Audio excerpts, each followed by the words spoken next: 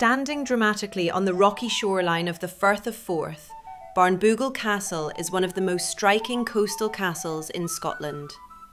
Located near the village of Dalmeny, just west of Edinburgh, the castle rises directly above the sea, where waves crash against the cliffs beneath its medieval walls.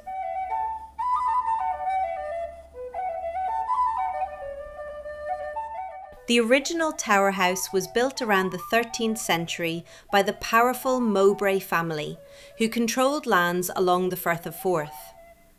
Positioned along the coast, the castle served both as a residence and as a defensive lookout, guarding maritime approaches to the region.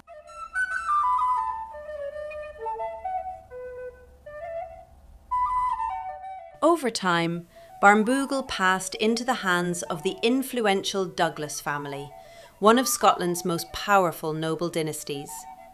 For centuries, the castle remained tied to the Douglas Earls of Morton, who used it as part of their broader estates surrounding Dalmeny and the nearby countryside.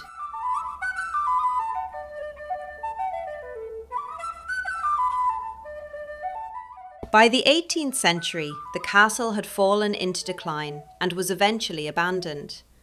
However, during the 19th century, the structure was restored under the patronage of Francis Douglas, 11th Earl of Morton, who revived the castle in a romantic medieval style that preserved its dramatic coastal appearance.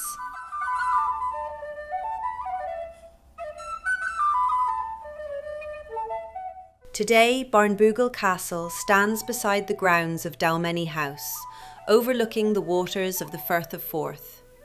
Although the castle is privately owned and only occasionally open to visitors, its towers remain one of the most iconic sites along Scotland's eastern coastline.